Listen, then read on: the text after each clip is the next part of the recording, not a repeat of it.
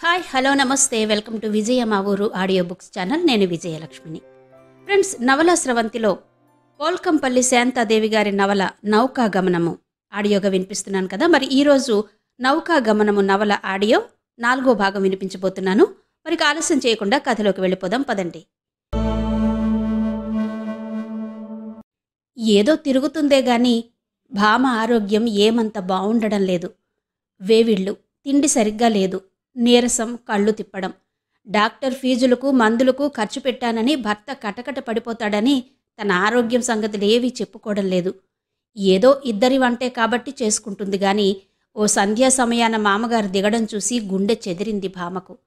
ఎలా చేసినా ఇంచుమించుగా భర్తని సర్దుకుపోవచ్చు గాని పెద్ద మనిషిని సంతృప్తిపరచాలంటే ఎన్ని విధాల చేస్తే అవుతుంది? తండ్రి కొడుకుల మాటల్లో మామగారు ఇప్పట్లో కదలడని కూడా తెలిసింది. చేసిన పొరపాటేదో అంత వివరంగా తెలియరాలేదు గాని కరణికన్ నుండి సస్పెండ్ చేయబడ్డాడని కూడా తెలిసింది. రాకూడని వాడనా ఉండకూడని వాడనా అన్నట్టు ఇక్కడే తిష్ట వేశాడాయన. బాల్యంలో కాళ్లలో, యవ్వనంలో నడుములో, వృద్ధాప్యంలో నోటికి వస్తుందట చాపల్యం. 60వ పడిలో పడ్డాడేమో. నోటికి తీట పట్టుకున్నట్టుంది ముసలాయనకు. అనవసరమైన కబుర్లు, ఆడిపోసలు అన్నీ కావాలాయనకు. ఇంటి ముందుకు కూరలమ్మి వస్తే సరి, బేరం చేసేది భామే. కానీ ముందు వచ్చి నిలబడతాడు ముసలాయన. ఆ రాయేంటి?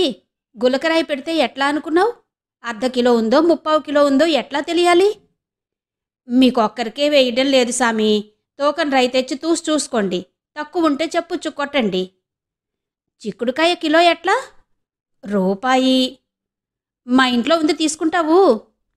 ₹1 చొప్పున వెయ్యండి, తీసుకుంటాను. వీధి వీధి తిరిగి అమ్ముకోవాలి. కూలి గిట్టుబాటు కాకపోతే ఎందుకు? అమ్మమ్మా, నువ్వమ్మితే రూపాయి, మేమిస్తే ₹1. అందుకే కలికాలం ఇలా మండిపోతుంది. అవునులే, అలా అమ్మకపోతే నీకా దండకడియాలు, మెడలో గజ్జెల పట్టడా ఎక్కడి నుండి వస్తాయి? కొరుక్కు తింటున్నట్టు చూస్తాడాయన. కయ్యమని లేస్తుందది. భామ సర్ది పంపేస్తుంది. పని మనిషిని ఇంటికి రానివ్వడు. ఒసేవ్, నా పేరు రాములమ్మని ఎన్నిసార్లు చెప్పాలయ్యా? మర్యాదగానే అంటుందది. తెలుసులే, ఏం లేకున్నా టెక్కు మాత్రం తక్కువ లేదు. పేరు పెట్టి రాములమ్మ గారని పిలవాలేమో. గారు పీరని ఎవరు పిలవన్నారు సామి? ఒసేవ్ గిసేవని పిలడానికి నేనేమన్నా ఉంచుకున్నదాన్నా, పెళ్లి చేసుకున్నదాన్నా? మర్యాద లేని మనుషులున్నట్టుంది. ఎక్కడో సహనం నశిస్తుంది దానికి. దులిపేసుకుని పని పురమాయిస్తాడు దానికి. పళ్లపొడి, చెంబుతో నీళ్లు మెట్టుమీద తెచ్చిపెట్టు. ఇదిగో చూడు, పేడ తెచ్చి ఓ 4 నుగ్గులు కొట్టి పడేస్తువంటే కాల్చి బొగ్గు చెయ్యొచ్చు. ఈ పళ్లపొడితో పళ్ళు తోమితే తోమినట్టే ఉండదు అంటాడతను. మూతి తిప్పుతుందది. స్నానానికి నీళ్లు తోడి బకెట్, చెంబు మెట్టు దగ్గర తెచ్చిపెట్టు. స్నానాల గదిలో చెయ్యాలంటే నాకేంటో చిరచిరగా ఉంటుంది. నాకు పొద్దుపోతుందయ్యా. మీ ఒక్క ఇంటికాడ పని చేసుకుంటూ కూర్చుంటే నాకు కడుపు నిండుతుందే. తిరస్కారంగా అని వెళ్ళిపోతుందది. కోడలి మీద ఎగురుతాడాయన. ఇలాంటి నీలుగుడు ముండల్ని పనికి కుదుర్చుకుంటే అంతా బాగే. నిలువెల్లా కులకడంతోనే సరిపోతుంది దానికి. పని చేత కాదు, పాట చేత కాదు అంటూ. షష్టి పూర్తి కూడా అయిన ఆయనకు ఇదేం తీటో తెలియడం లేదు భామకు. బకెట్లో నీళ్లు తోడుకుని స్నానం చేయకూడదు? మనిషి దిట్టంగానే ఉన్నాడు. దానికి ఓ పని మనిషి కావాలేమో. పని మనుషులతో అన్నీ చేయించుకోవాలంటే ఊరికే చేస్తారా? మామూలు పనికి 15కు తక్కువ కావడం లేదు. పరుపులేయమని, పక్కలెత్తమని, నీళ్లు తోడమని ఇలాంటి పనులన్నీ చెప్తూ కూర్చుంటే బాగే. పని పాట లేదేమో. విపరీతమైన పుస్తకాల పిచ్చి ముసలాయనకు. అద్దెకు డిటెక్టివ్ పుస్తకాలు తెచ్చుకుంటాడు. భామ పెద్ద తరహాగా అవేమీ పట్టించుకోకుండా పోయినా ఓ రోజు బాగా కోపం వచ్చే సంఘటనే జరిగింది. వంట ముగించేసి మామగారిని భోజనానికి లేపడానికి యువతలకొచ్చింది భామ. గేటు బార్లా తెరిచేసుంది. ఎదురుగా తనెంతో అపురూపంగా పెంచుకున్న పూల మొక్కలు, మేకలు మేసిపోయి మొండిగా నిలిచాయి. గేటెవరు తెరిచారు? అడిగింది భామ. పుస్తకం కోసం వెళ్ళి నేనే తీసొచ్చాను, మూయడం మర్చిపోయాను. ఇక్కడే కూర్చున్నారు కదా, మేకలు మేసిపోతుంటే చూడలేదా ఎదురుగా? నేను పుస్తకం చదువుతున్నాను, నాకు ఆ ధ్యాసే లేదు. ఈ ముసలాడికి ఇంత ఏకాగ్రత ఏంటో ఈ పుస్తకాల మీద. అంత ఏకాగ్రతలోనూ ఇంటికి ఎవరైనా ఆడవాళ్ళొస్తే నఖసిక పర్యంతం పర్యవేక్షించకుండా ఉండడు. వాళ్ళు పోతుంటే వెనకే వెర్రిమొర్రి కూతలు. పోతే బోలెడంత చిరుతిళ్ళ యావ. పొద్దున పూట ఏదో ఒక టిఫిన్ చేస్తూనే ఉంటుంది భర్త కోసం. ముసలి ప్రాణానికి అవేవి రుచించవు. వేడివేడి వేరుశనగపప్పు, వేయించిన అటుకులో ఏదో ఒకటి పక్కనుంచుకుని నోరు ఆడిస్తూనే ఉంటాడు అస్తమానం. అనుకుంది భామ మనసులో. మీ కోడలేది? భర్త గొంతు. మీ ఇంజనీరు గారి భార్య వచ్చి వెంట తీసుకుపోయింది చెప్తున్నాడు మామగారు. ఎక్కడికి? లైబ్రరీకేమో. కూసే గాడిదొచ్చి మేసే గాడిదని చెడగొట్టిందట. నీ భార్య మంచిదే, కాని పక్కింటి ఆవిడ సహవాసంతో చెడిపోతుందోయ్. సంసారం చేసుకునే ఆడదానికి ఈ తిరుగుళ్ళేం బాగు? మామగారి చివరి మాటలు వింటూనే చేతిలో పుస్తకంతో అడుగుపెట్టింది భామ. వెలవెలబోయాడు రంగనాథరావు. ముఖం మీద నవ్వు పులుముకుని అన్నాడు చేయి జాస్తూ. ఏం పుస్తకం అమ్మాయి అది? విశ్వనాథ గారి వేయి పడగలండి చప్పరించాడు. ఏంటో అర్థమే కావవి. చలం వ్రాసిన పుస్తకాలు లేవా ఇక్కడ లైబ్రరీలో? మొన్నో పత్రికలో విమర్శ చదివాను. చాలా బాగుంటాయట ఆయన పుస్తకాలు. నవ్వు దాచుకుంటూ అంది భామ. ఉన్నాయేమోనండి, చూడలేదు అని. ఈసారి వెడితే పట్టుకురా ఓ పుస్తకం, చదివి చూద్దాం అన్నాడతను. అలాగేనండి, కానీ ఇది వరలో చలానివి 1-2 పుస్తకాలు చదివాను. ఏంటో అవి మన బోట్ల సంసార్లు చదివే పుస్తకాలు కావు మామగారు, పచ్చి శృంగారం చెప్పింది భామ. ఏదో కాలక్షేపానికి అన్నాడు రంగనాథరావు. తండ్రి మాటల్ని ఎలా అర్థం చేసుకున్నాడో గాని భార్య ప్రవర్తనకు మండిపడ్డాడు జగన్మోహన్. ఇది చదివి చూడండి, చాలా బాగుంటుంది. ఇది వరకు ఒకసారి చదివాను, అప్పుడు అంత బాగా అర్థం కాలేదు. మళ్ళీ చదువుదామని తెచ్చుకున్నాను. పుస్తకం మామగారి చేతికందించి లోపలికి నడిచింది భామ. అనుసరించాడు జగన్మోహన్. చదువుకున్నావెందుకు? పెద్ద మనుషులతో ఎలా మాట్లాడాలో తెలియకపోతే అన్నాడు. ఎలా మాట్లాడాను? నిగ్రహంలోనే వెటకారం స్ఫురింపచేస్తూ ఆవిడ నవ్విన నవ్వు చూసి చర్రుమందతనికి. చలం పుస్తకాల్లో పచ్చి శృంగారమే ఉండొచ్చు. ఆ సంగతి మామగారితోటేనా చర్చించవలసింది? నేనేమైనా సంసారం చేసుకునే తీరులో ఉన్నానా? ఎవరితో ఎలా మాట్లాడవలసింది నాకేం తెలుస్తుంది అంది భామ. ఆ మాట అబద్ధం కాదులే. షాపింగులు, షికార్లు, సినిమాలు అయ్యాయి. మగడన్న వాడికి మాటైనా చెప్పకుండా ఉద్రేకంతో అరిచాడు జగన్మోహన్. పుస్తకాల కోసం లైబ్రరీకి వెళ్లవలసినంత అవసరమే వచ్చింది? ఇన్ని పత్రికలు తెప్పించుకుంటున్నావు, పుస్తకాలు తెప్పించుకుంటున్నావు. నీకింకా లైబ్రరీ పుస్తకాలు తక్కువయ్యాయా? ఆ శ్యామసుందర ఒకటి జతపడింది నీకు కోపంగా అన్నాడు జగన్మోహన్. అసహనంగా అడిగింది భామ. లైబ్రరీకి వెళ్ళి పుస్తకాలు తెచ్చుకోవడంలో మీకంత ఘోరమైన తప్పేం కనబడిందట? కాకపోతే ఎంతమంది ఆడవాళ్ళు వస్తున్నారేంటి లైబ్రరీకి?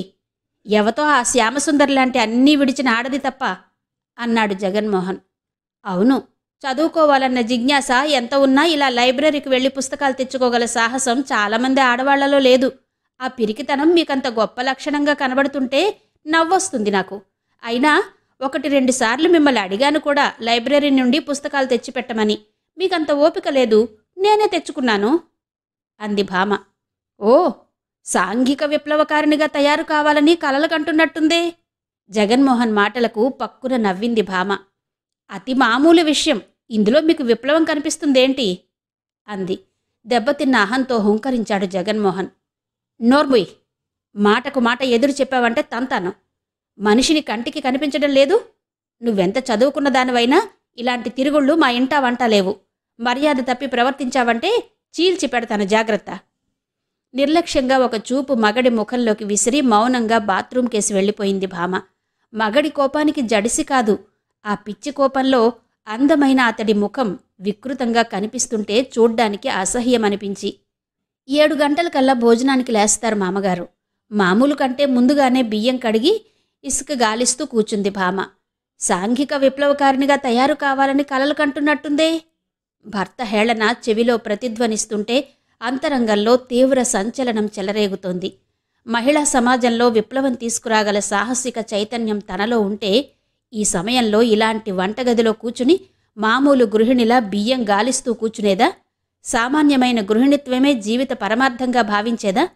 అసలు అలాంటి ఊహలేవి తనకు లేవు. కాని ఇప్పుడు భర్త ప్రవర్తన, మాటలు అందుకు బీజాలు నాటుతున్నాయి. దానికి చాలినంత గాలి, నీరు తగిలి పల్లవించి ప్రవర్ధమానమైందంటే సంసార విచ్చిత్తి కాక తప్పదు.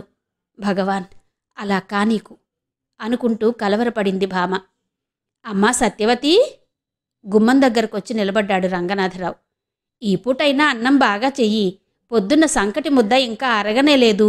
బియ్యం నానకడిగి నీళ్లు ఎసరు పెట్టి వారిస్తే కొత్త బియ్యం అన్నం కూడా పొడి పొడిగా అవుతుంది చెప్పాడతను. అలాగేనండి. కొత్త బియ్యం, మిల్లు బియ్యం, బోలెడంత ఇసుక, ఎలా చేసినా గంజి పట్టిపోతుంది అంది భామ. 4 అప్పడాలు ఉప్పు మిరపకాయలు వేయించు, పొద్దుటి వంకాయ పప్పు ఏం బాగాలేదు అన్నాడతను. అలాగేనండి. ఏదో చదువులో ఉన్న విన్నాళ్ళు వంట సరిగా చేత కాదు పాపం. పెళ్ళయ్యాకైనా ఎవరైనా పెద్దవాళ్ళు వెంట ఉంటే బావుండేది సానుభూతి వ్యక్తం చేశాడతను. వింతగా ఉంది భామకు జీవితంలో నటన ఎలా చేతనవుతుందా అని. లోపల ఇంత కథ జరిగినా ఏమీ విననట్టు ఎంత గుంభనం. ఎవడి కొంప కూల్చడానికి ఇంత విషం ఊరించుకుంటున్నట్టు. అన్నమయ్యే లోపల మరోసారొచ్చాడు రంగనాథరావు. అన్నం కొంచెం పలుకుండగానే వార్పు వెయ్యి, వార్చాక నిప్పు సెగనుంచావంటే చక్కగా ఉమ్మగిల్లుతుంది చెప్పాడు. ఒకరి ఆజ్ఞ కింద పనిచేయడమంటే అతి తేలిక పని కూడా పెద్ద బరువుగా తోస్తూ ఉంటుంది. చేసి పెట్టిందేదో తిని కూచోక వెంటపడి పోరుతుంటే విసుగనిపిస్తోంది భామకు. ఈ గిన్నెలవి ఇలాగే వదిలేసి వెళ్ళి దుప్పటి బిగించి పడుకుంటే తన్నేం చేయగలరు వీళ్ళు? కానీ అలాంటి మొండితనంలో తృప్తి కనిపించడం లేదు. వంట ముగించేసి తండ్రి కొడుకుల్ని ఒకేసారి భోజనానికి లేపింది భామ. ఇదేంటి బియ్యం కూడు తోడావు? పొద్దుటేమో సంకటి ముద్ద చేశావు, ఇప్పుడేమో బియ్యం కూడు దించావు. ఇది తినాలనా చావాలనా? కంచంలో నీళ్లు పోసి లేచాడు జగన్మోహన్. అన్నం పలుకు మీద తీశాను, అదేంటో గంజి వార్చి నిప్పుల మీద వేసేటప్పటికీ మరీ బిరుసెక్కిపోయింది. మా అమ్మగారిలాగే ఈ మాయదారి బియ్యం జతపడ్డాయి తనకు చివాట్లు తెప్పించడానికి. అదేం వింతోగాని ఒక్క మాట కూడా అనకుండా తినేసి వెళ్ళిపోయాడు రంగనాథరావు. కంచాలు తీసేసి తాను తినకుండానే వంటపాత్రలు మూసి పెడుతుంటే అప్రయత్నంగా కళ్లల్లో నీళ్లు తిరిగాయి భామకు. వైవాహిక జీవితపు తొలి రోజులు నవదంపతులు సరాగాలాడుకుంటూ ప్రతిక్షణం మధురిమలు నింపుకోవలసింది. కానీ ప్రతిక్షణం విషమంగా తయారవుతుంది కలతలతో కలహాలతో. 2 చేతులు కలిస్తేనే చప్పుడు. సాధ్యమైనంత వరకు తన చెయ్యి కలపకుండా ఉండాలనే వాంఛిస్తుంది భామ. తన సహనాన్నే పరీక్షకు పెట్టే పరిస్థితులొస్తే తప్ప. ఏం చేస్తున్నారు? రండి. మంచం మీద నుండి లేస్తూ సాదరంగా శ్యామసుందరిని ఆహ్వానించింది భామ. పాప రాలేదు? అడిగింది. వాళ్ల నాన్న ఎవరో ఫ్రెండ్ ఇంటికి వెళ్తూ వెంట తీసుకెళ్లారు. పనైపోయినట్టుంది. అలా పార్కుకేసి వెళ్దామా? ప్రతి సాయంత్రం ఓ గంట బయట గడపడం అలవాటు శ్యామసుందరికి. రాలేనండి, ఒంట్లో అంత కులాసాగా లేదు. ఈ సాయంత్రం మా పెరటి తోటలో గడిపేద్దాం. పెరట్లోకి దారి తీసింది భామ చిరిచాప చేత పట్టుకుని. వేవిళ్ళు మహాజోరుగా ఉన్నట్టున్నాయే, అన్నం సహిస్తుందా లేదా? బొత్తిగా నీరసించిపోయారీ మధ్య చిరుహాసం చేస్తూ అంది శ్యామసుందరి. మందహాసం చేసింది భామ. జీవితంలో చాలా చక్కటి రోజులివి. తొలిసారిగా తల్లి కాబోతున్న రోజులు. మగవాడి ఆత్మీయతానురాగాలను కొల్లగా దోచుకోగల దినాలు కదూ. తండ్రిని చెయ్యబోతూ నీరసించిన ఇల్లాలి మొగం చూస్తే ఏ మొగవాడి గుండె కరగదు కృతజ్ఞతతో అంది శ్యామసుందరి. ముఖం తిప్పుకుంది భామ. పెంపుడు చిలకకు అందించినట్టుగా పళ్ళో మిఠాయో అందివ్వడు మీ ఆయన? శ్యామసుందరి కొంటెతనానికి లజ్జకు బదులుగా దుఃఖం పొంగి వచ్చింది భామకు. ఇంత తొందరగా బిడ్డ తండ్రిగా మారడం ఆయనకిష్టం లేదు. ఫ్యామిలీ ప్లానింగ్ అమలు పెడదామనుకుంటుంటే హఠాత్తుగా ముంచుకొచ్చింది నాకు కడుపు. ఇహ మీరు చెప్పిన మాధుర్యం నా జీవితానికెక్కడ? అవన్నీ మీ పాప పుట్టినప్పటి అనుభవాలేమో. పేలవంగా నవ్వింది భామ. అలాగా?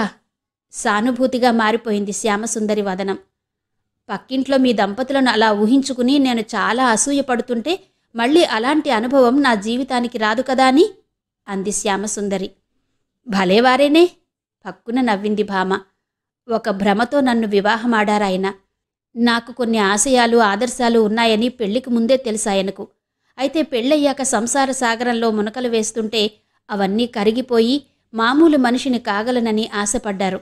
కానీ ఎంత సంసార లంపటంలో అంటుకుపోయినా ఆత్మాభిమానాన్ని వ్యక్తిత్వాన్ని కోల్పోయే ఆడది ఎక్కడుంటుంది? నా కనీసపు కోర్కెలు కూడా వారి దృష్టిలో హీనమైనవిగా అగుపడుతుంటే ఏం చేసేది? బాధపడుతూ చెప్పింది భామ. మొన్న లైబ్రరీకి వెళ్ళిన నాటి ఘటన. సరదాగా సాయంకాలం అప్పుడు పార్కుకు వెళ్ళి కూర్చోవాలనో, కూరగాయలు తెచ్చుకోవాలనో, స్నేహితులతో షాపింగ్ చెయ్యాలనో, లైబ్రరీ నుండి నాకు కావలసిన పుస్తకం తెచ్చుకోవాలనో, చల్లగా ఒంటిగా పూల మొక్కల మధ్య కూర్చుని వారితో కబుర్లాడాలనో ఇవి నా కనీసపు కోర్కెలు. మగవాడు సహృదయుడైతే వీటిలో తప్పు ఎంతమాత్రం లేదు. కానప్పుడే పేచి అంది భామ. నిజమే, ఇవి మా ఇంట్లో అతి మామూలు విషయాలు. ఇలాంటి వాటికి మా ఆయన ఎన్నడూ అనిష్టంగా కనిపించలేదు చెప్పింది శ్యామసుందరి. తేటగా నవ్వుతూ అంది భామ. అదృష్టవంతులు కాదు అని. ఇది అదృష్టమని కూడా అనుకోలేదు. మామూలు సంగతిగానే కనిపిస్తుంటే మీ సంగతి వింటుంటే ఇప్పుడు అనుకుంటున్నాను అదృష్టవంతురాలినని అంది శ్యామసుందరి. ఆడదాన్ని అణిచి ఉంచడమే తమ పురుషాధిక్యాన్ని చాటుకోవడంగా భావించే పురుష పుంగవులతో సంసారమెంత నరకం. చదువుకుంటారు, సంస్కారవంతులుగా నటిస్తుంటారు. అంతరంగంలో మాత్రం ఆడదాన్ని తన స్థాయిలో మన్నించే సహృదయతకు స్థానమివ్వరు. అసలే అంతంత మనిషి. అందులో మా మామగారి మంత్రాంగంతో మరీ అధ్వాన్నమైపోయారు ఈ మధ్య. అత్తగారు కయ్యాలమారైతే గయ్యాళగంప అంటాం. ఇలాంటి కుచేష్టల మామగార్లకు ఏం పేరు పెట్టి పిలవాలో బోధపడ్డం లేదు. భలే ప్రమాదమండి ఇలాంటి మామగార్లతో చెప్పింది భామ. ఏదైనా నాటకమాడి ఉద్వాసన చెబుదామంటారా మీ మామగారికి? కథల్లో సినిమాల్లో నాటకాలు ఫలిస్తాయి గాని జీవితంలో అలాంటివి కొనసాగవులేండి. అనుకున్నదొకటవితే మరే వికట పరిస్థితి అయినా దాపురించవచ్చు అంది భామ. మరి మీ దంపతుల మధ్య ఈ వైమనస్యం నుండి విముక్తి ఎప్పుడంటారు? అడిగింది శ్యామసుందరి. అదే నా ఆలోచనండి. సంప్రదాయకమైన కుటుంబంలో పుట్టాను. సహృదయులైన తల్లిదండ్రుల చేతుల్లో స్వేచ్ఛగా పెరిగాను. సుందర స్వప్నం కావలసిన వైవాహిక జీవితమే నాకు చెరగా మారిపోయింది. నా సంసారం గురించి తీయని కలలు కన్నానే గాని ఇలాంటి పెడసరపు మగడు జతపడితే ఏం చేయగలిగేది ఎప్పుడూ ఆలోచించలేదు చెప్పింది భామ. మీకిష్టమైనా కాకపోయినా ఒక మాట చెప్పనా? అడిగింది శ్యామసుందరి. చెప్పండి. అన్ని అవసరాలకు పురుషుడి మీద ఆధారపడే అబలత్వం వల్లే ఆడది పురుషుడికి బానిసగా మారుతుంది.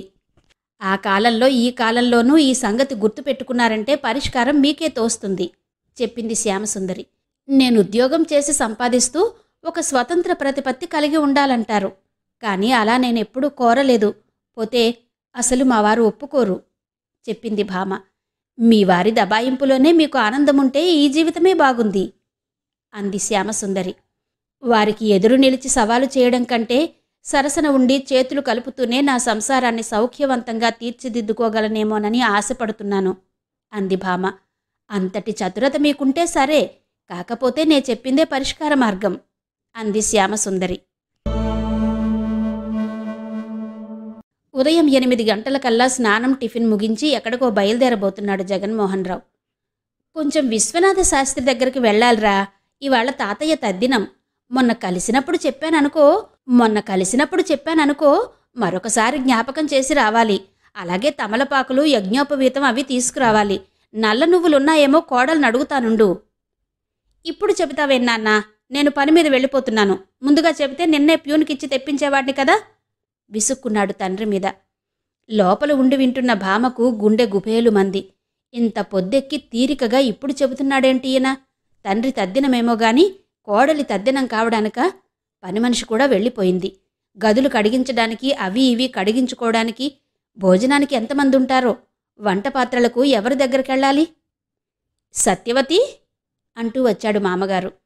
ఇవాళ జగనుడి తాతగారి తద్దినం. కాస్త ఇల్లు కడిగి వడా పరమాన్నం చేస్తే చాలు. విశ్వనాథ శాస్త్రి కాళ్ళు కడిగించుకోవడానికి ఆయన కొడుకు వస్తున్నారు. ఎక్కువ మంది లేరు చెప్పాడతను. పని మనిషి కూడా వెళ్ళిపోయింది. వంటకు పాత్రలు అంతంతగానే ఉన్నాయి. ఎవరింట్లోనైనా తెప్పించడానికైనా చేతి కింద మనిషి లేదు అంది భామ. వెళ్ళి ప్యూన్ని పంపిస్తాను. బజార్ నుండి తేవలసిన సామాను వ్రాసిపెట్టు. అలాగే ఏదైనా పని ఉంటే చెప్పువాడికి అని వెళ్ళిపోయాడు జగన్మోహన్. వేవిళ్లతో నీరసించిన మనిషికి తద్దినం వంట వడ్డన ఎలా చేతనవుతుందన్న సానుభూతి కూడా పిసరంత ప్రకటించలేకపోయారు ఈయన. ఇలాంటి సానుభూతే ఆయన నుండి పొందగలిగితే అదే కొండంత బలాన్నిచ్చేది తనకు. గృహిణి నిజస్థితి బానిసత్వమేనేమో కినుకగా అనుకుంది భామ. వంట తద్దినం ముగిసేటప్పటికీ సాయంత్రం 4 అయింది. అప్పటికి భామ తద్దినం కూడా అయింది. అలసిపోయిన ప్రాణానికి అన్నం కూడా సహించలేదు. వడలు వేయిస్తున్నప్పుడు కొట్టిన నూనె ఘాటుతో తల తిప్పుతుంటే చెంబడి నీళ్లు గటగటా పట్టించి పడక వేసింది. ముఖంలో నరాలు తటతటా కొట్టుకుంటున్నాయి. ఎవరైనా వేడివేడిగా కాఫీ పెట్టిస్తే బావుండేదనిపిస్తోంది. కానీ ఎవరున్నారు దిక్కు? అవతల శాస్త్రి వాళ్లతో కబుర్లాడుతున్నారు తండ్రి కొడుకులు సుష్టుగా భోజనం పట్టించి. ఆయన లోపలికొచ్చి పలకరిస్తాడన్న ఆశ కూడా లేదు. లోపల ఇల్లాలు తిన్నదో చచ్చిందో కూడా ఆలోచన అక్కర్లేదు. కళ్ళ నిండా నీళ్లు తిరిగాయి భామకు. మేము శాస్త్రి ఇంటి దాకా వెడుతున్నాం. తలుపు గడియ వేసుకో. గది అవతల నుండే వెళ్ళిపోయాడు జగన్మోహన్.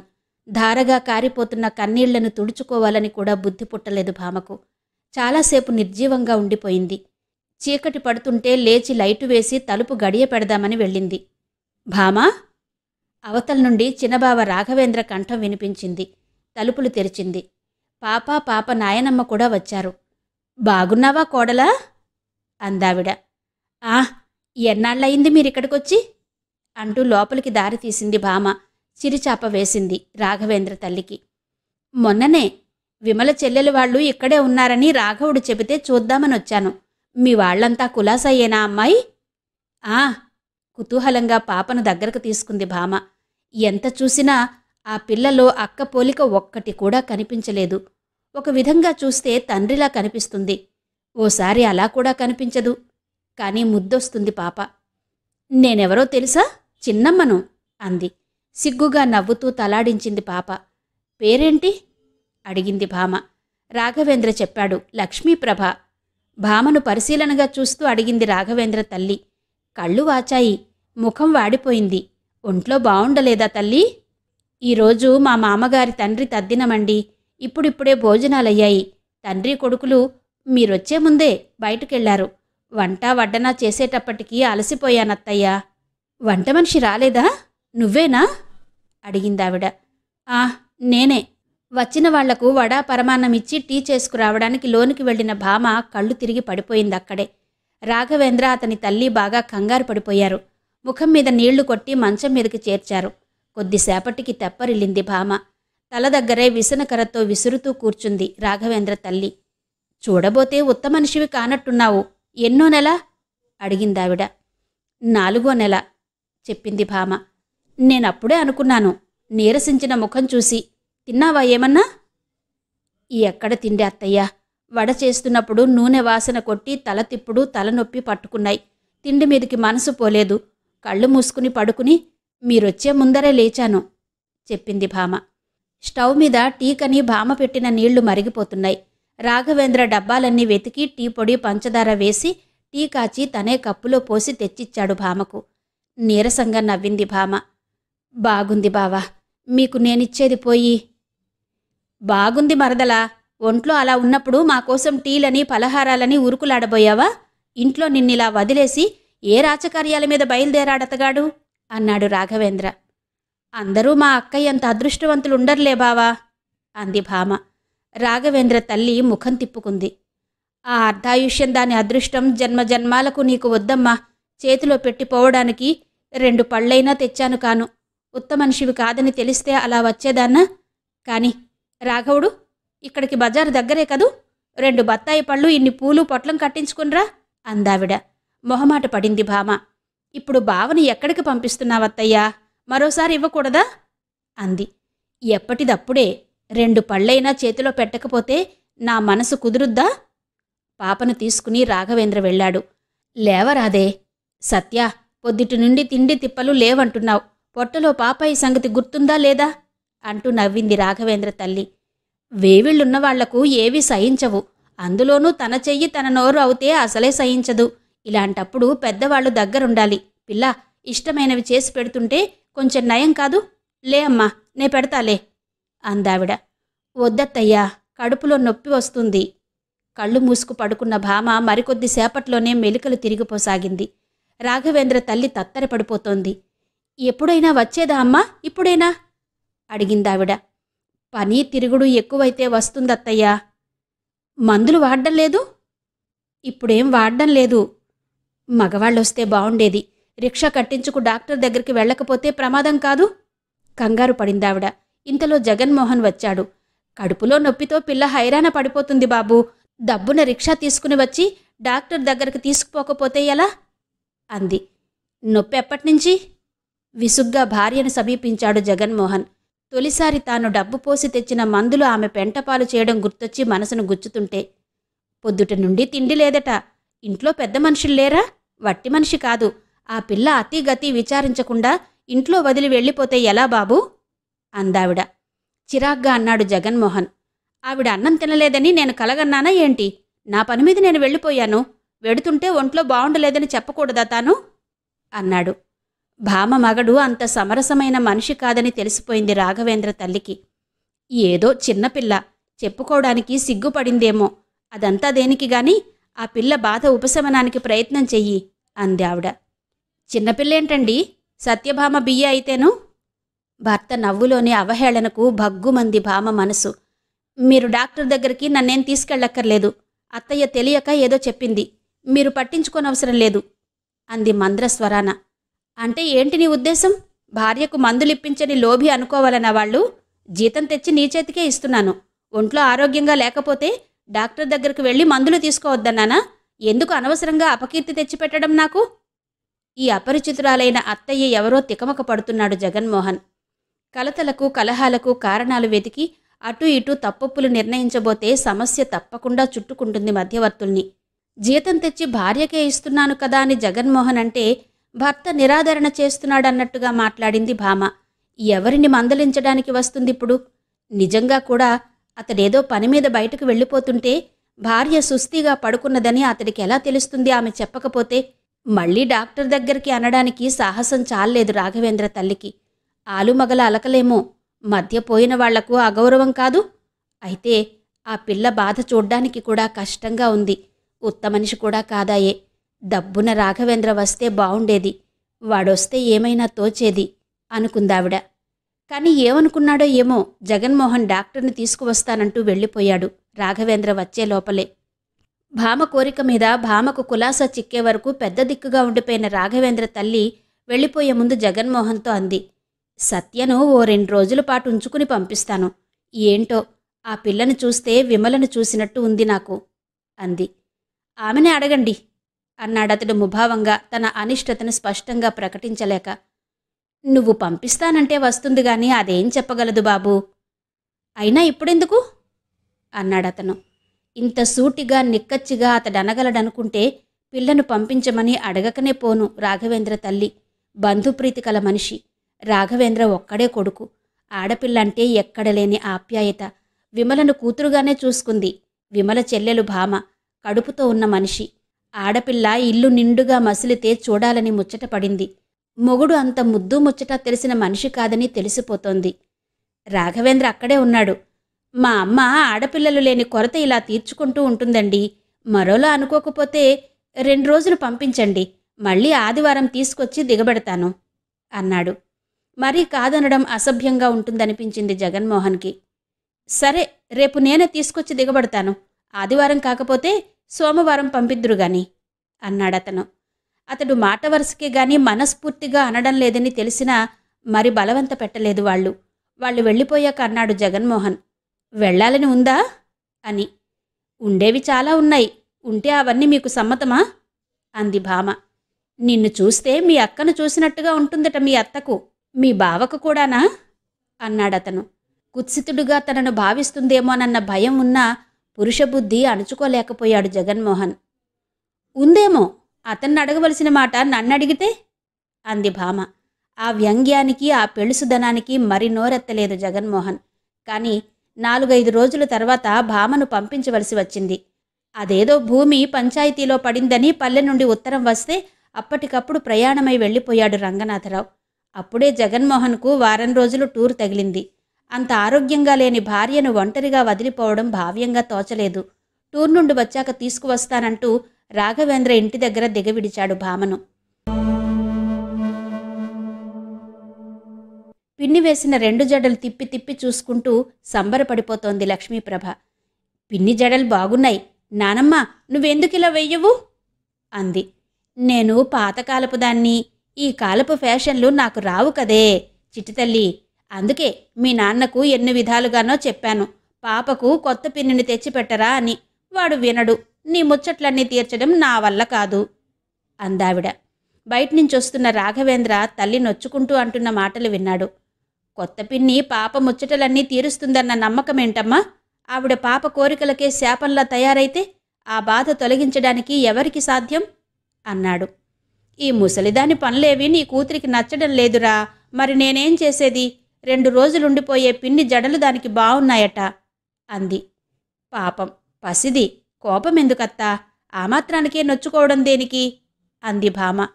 కాదే సత్య, పాపకు చేయడం నాకు బరువు కాదనుకో.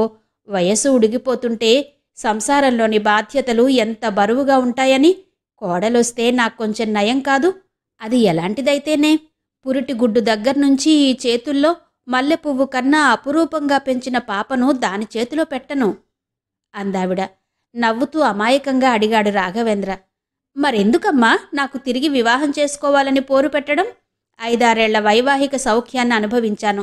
బిడ్డల ఆటపాటల వల్ల కలిగే ఆనందమేంటో రుచి చూశాను. ఇంకా ఏం చూడాలని పెళ్లి చేసుకోమంటావు అన్నాడు. అలాంటి మొండి ప్రశ్నలకు జవాబు చెప్పగలంత చాతుర్యం లేదు రాఘవేంద్ర తల్లికి. చిన్నగా పొందిగ్గా ఉన్న 3 గదుల ఇల్లు రాఘవేంద్ర అద్దెకుంటున్నది. ఇల్లు చిన్నదైన కొద్దీ కుటుంబంలోని వ్యక్తులను మరీ సన్నిహితపరుస్తుంటుంది. 1-2 రోజుల్లోనే పూర్తి చనువు ఏర్పడిందక్కడ భామకు. తను ఆ కుటుంబంలోని వ్యక్తిగానే అనుభూతి కలుగుతోంది భామకు. ప్రతి విషయంలోనూ వాళ్ళు తొలిచూలన్న గౌరవం అపురూపత చూపుతుంటే కొంచెం ఇబ్బందిగా సిగ్గుగా కూడా ఉంది.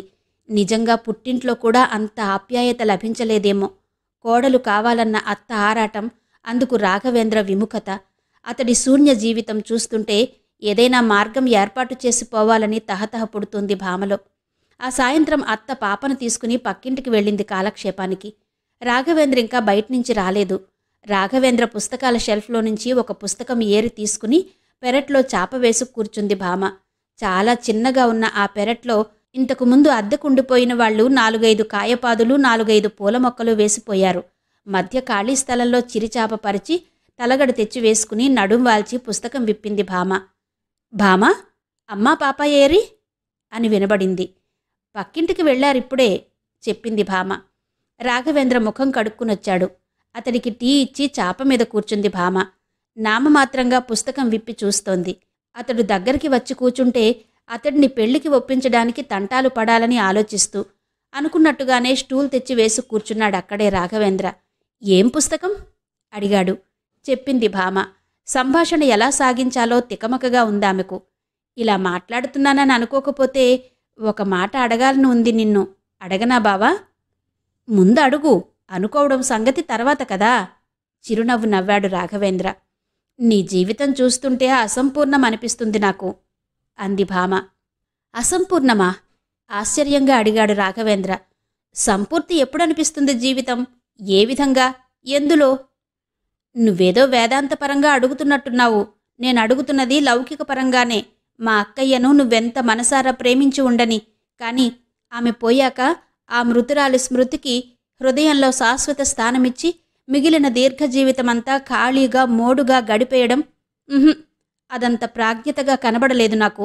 నీలోని ప్రేమభావనంతా మా అక్కయ్యే దోచుకుపోయిందంటే అది ఆమెను ఎంత అదృష్టవతిని చేస్తుందో, నీ జీవితంలో అంత విషాదాన్ని, అసంపూర్తిని నింపుతుంది. అసంపూర్తిలో శాంతి ఎక్కడా? నీ జీవితంలో శాంతి అనుభవిస్తున్నావని కూడా నేను అనుకోవడం లేదు అంది భామ. ఈ జీవితం ప్రశాంతిమయమని నేను అనుకోవడం లేదు భామ. అయితే నాలో ప్రేమించే హృదయమే నశించిందంటే మాత్రం అది అబద్ధం అన్నాడు రాఘవేంద్ర. మరి? వింతగా చూసింది. ప్రేమించగలవాడివి పెళ్ళెందుకు చేసుకోవు అంది. అదేంటి, ప్రేమిస్తే పెళ్లి చేసుకోవాలా? గమ్మత్తుగా కళ్ళు చిట్లించాడు రాఘవేంద్ర. కొంచెం కోపం తెచ్చుకుని చనువుగా అంది భామ. నీకేంటో తమాషాగా ఉంది. అత్త సంకటం చూస్తుంటే నాకే ఏదోలా ఉంది. సమాజంలో ధీమాగా జీవించగల అవకాశం ఉండి కూడా దీనంగా లోకుల సానుభూతి పొందడమంటే ఎంత దుర్భరమైన సంగతో ఆలోచించు.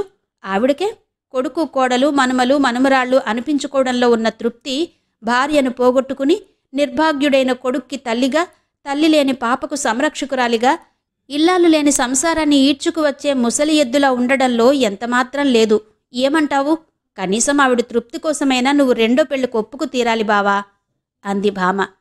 నువ్వు చెప్పడంలో అనుచితం, అసందర్భం ఏం లేదు భామా. కానీ ఈ జీవితం అంత సంతృప్తికరంగా లేకపోయినా అమ్మ కోరిన మార్పును అంగీకరించలేను. ఎందుకో చెప్పలేను కూడా. ప్రేమించడం ఎంత సాధారణ విషయమో అది పెళ్లిదాకా పోవడం కొన్ని పరిస్థితుల దృష్ట్యా అంత అసాధారణమవుతుంటుంది చెప్పాడు రాఘవేంద్ర. పోతే ప్రేమలోని మాధుర్యం పెళ్లితో అంతమవుతుంది కూడా. ఇది తెలిసిన వాళ్ళెవరూ పెళ్లి ఉచ్చులో తగులుకోరు అన్నాడు రాఘవేంద్ర. పక్కున నవ్వింది భామ. పాప తండ్రివి, 5 ఏళ్లు వైవాహిక జీవితం అనుభవించిన వాడివి, తొలి వయస్సు ప్రేరణలో చెప్పవలసిన ప్రేమపాఠం ఇప్పుడు చెబుతున్నావా అంది. అతడు మందహాసం చేశాడు. ప్రేమ, పెళ్లి సర్వసాధారణ విషయాలే కావచ్చు. కానీ కొందరి జీవితంలో పెళ్లి తరువాత ప్రేమ సంభవం కాదని అనుకోకు. అందులోనూ నేను భార్యను పోగొట్టుకున్నవాడిని అన్నాడతను. ఆశ్చర్యంగా కన్నులార్చింది భామ. ఆ అదృష్టవంతి ఎవరు అడిగింది. నా ప్రేమను పొందడమంటే అంత అదృష్టమా? అతడు వింతగా కన్నులార్చాడు. నిజంగా అదృష్టమే బావా, దృఢంగా అంది. చెప్పు, ఎవరు? తీవ్రమైన కుతూహలంతో అడిగింది. చెప్పను, చెప్పకూడదు అన్నాడు రాఘవేంద్ర. ఏ?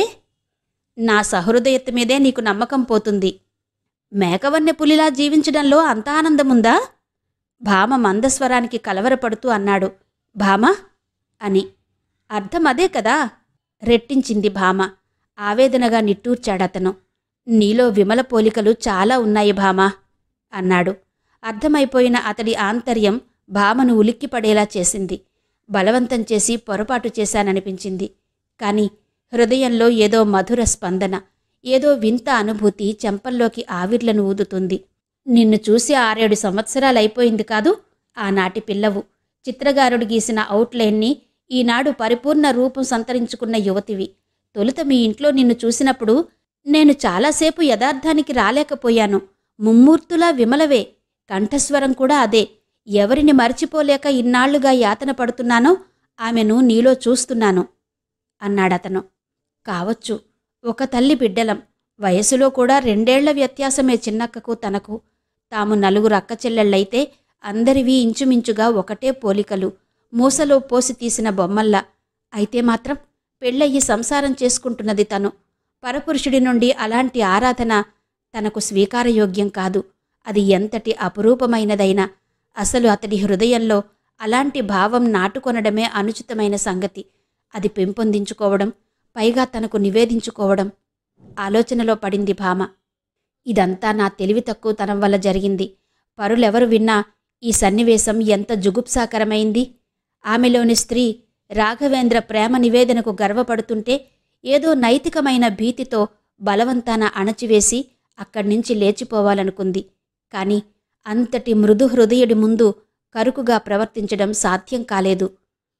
తప్పు కదూ అని మాత్రం అంది చిన్నగా, మందలింపుగా. అలజడి నిండిన భామ నేత్రాలలోకి దీర్ఘంగా చూస్తూ జీరబోయిన కంఠంతో అన్నాడతను. అపార్థం చేసుకున్నావా అని.